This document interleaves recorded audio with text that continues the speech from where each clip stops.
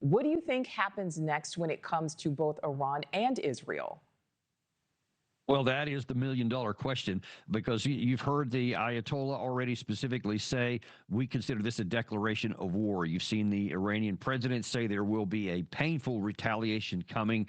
They are going to take this to the United Nations Security Council, all kinds of things. Everything is going to hinge, in my view, on one of two decisions made by the Iranian side. They are either going to prioritize regime survival, or they're going to prioritize revenge. If it's regime survival, then they will take moderated steps. They will respond in ways that satisfy their domestic audience, but doesn't prompt either Israel or the United States to launch into an absolute unrestricted war, total war, because Iran probably would not survive that. The regime wouldn't survive that. But Iran does have some cards to play. They do have some capabilities that they could strike hard against Israeli targets. They have some ballistic missiles that their Iron Dome system in Israel cannot stop. We've seen that happen twice last year. The missiles can get through, and it depends on what they target. They can saturate the Israeli Iron Dome system, not with 100 drones like were fired apparently overnight,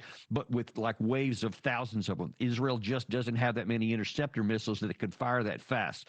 So Iran can bring substantial damage to Israel if they choose to go down the path of revenge, because then they're not going to be concerned about what happens next. They're going to be concerned about how much damage they can cause in the meantime. All right, so we just don't know what's going to happen. Yeah, so you're saying Iran can bring substantial damage if they choose. From your perspective, Lieutenant Colonel, why did Israel do this, and why now? Well, listen, Israel has been saying that they want to do that. They tried to get the Biden administration to lead a charge against Iran. This is something that they have just had. I mean, we got to be honest. It's basically an obsession with knocking Iran out. And look, it's barely a hidden secret. Israel has nuclear weapons. They've got plenty of them, so they didn't have to do this for their security. Everybody in the region knows that Israel is the dominant military power, nuclear and conventional, air power, ground power, all of that. So this was not necessary for Israeli security, even though that's everything that they're saying right now. But you've had, and I think it was Naftali Bennett has been saying since 2024 that this is our once in a 50-year chance to take out the head of the octopus, as they call it. They wanted to go after everything.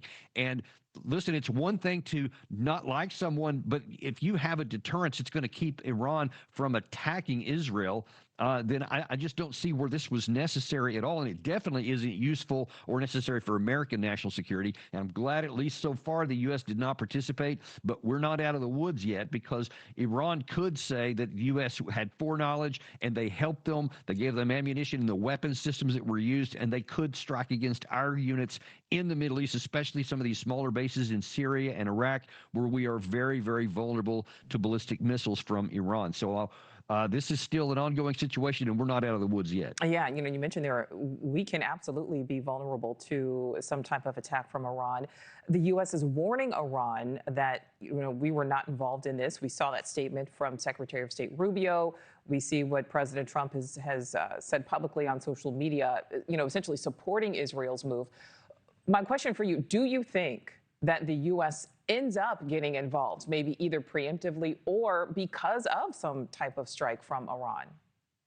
Well, that is my big concern. And I will just categorically say that no matter what happens in terms of Israel and Iran, we should not get in. Meaning, for example, if Iran chooses this revenge priority over regime survival, and they do have this huge strike against Israel in the coming days or so, and Israel gets hit, and you keep these images you have on the screen right now from Tehran, now you see them coming from Jerusalem or Tel Aviv.